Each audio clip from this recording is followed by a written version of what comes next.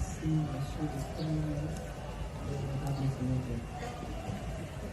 Comme vous l'avez dit, ce jour est un jour mémorable et je ne peux qu'à mon tour remercier le Seigneur et l'être de temps de cet enfant parce que c'est lui qui a voulu que ce soit ainsi et que ce jour arrive aujourd'hui. Merci aussi et toute ma reconnaissance à son Excellence M. Félix Antoine Tshisekedi Tshilombo, président de la République et chef de l'État, pour la confiance qu'il a mis en moi, afin de poursuivre le travail que M. le Premier ministre Sama a commencé. Alors, comme vous le savez, il a indiqué, il s'agit de consolider ce qui a été fait et de poursuivre. Et donc, comme je lui ai dit tout à l'heure, je sais qu'il n'est pas loin et que je pourrai toujours recourir à lui pour avoir certaines informations, certains conseils sur la manière de faire certaines choses, parce que c'est toujours important d'écouter ceux qui sont passés avant nous. Parce qu'on trouve toujours pour de leur expertise. Merci à vous tous qui êtes là aujourd'hui, à ma famille, aux collaborateurs. J'en reconnais plusieurs noms que j'ai eu à travailler, avec qui j'ai eu à échanger, à collaborer, même en étant militaire du plan, avec ceux de la primature, qui sont les militaires, professeur de l'accueil, il y en a d'autres. Je ne vais pas tous les citer, sinon on va faire déjà ce que je veux dire. Merci à mon équipe qui m'a accompagné au plan aussi, qui m'a accompagné pendant cette transition. Ce n'était pas évident parce que c'était un moment, pendant 2 mois, il a fallu travailler non seulement avec le chef de l'État pour mettre en place la nouvelle équipe gouvernementale, mais aussi travailler sur le programme du gouvernement 2024-2028 que j'ai eu l'honneur de présenter hier devant l'Assemblée nationale et sur base de que nous avons été invités. Ceux qui ont suivi et ceux qui ont été présents, ça s'est fait aux petites heures du matin. Ce qui est ressorti aussi des échanges avec les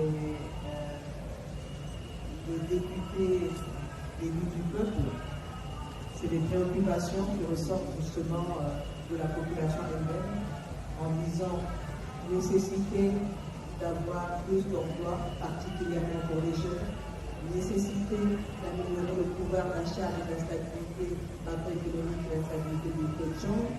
Mais pour avoir tout ça, il est aussi important d'avoir une meilleure sécurité.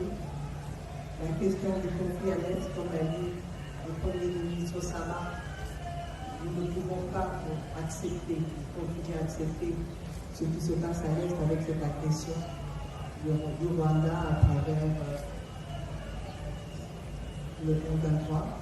Et comme je l'ai dit et réaffirmé, nous prendrons nos responsabilités pour que cette guerre qui dure depuis 30 ans, puisqu'on faut qu'on en finisse. Et en même temps, les problèmes sécuritaires ne sont pas seulement à l'Est, on l'a souligné. On les vit dans les grandes villes, particulièrement à Kinshasa et Pékin, mais on l'a dans le Maïndomé, dans le Tanganyika, que ce soit à la Tchoko avec les conflits communautaires et ailleurs dans le nord du pays.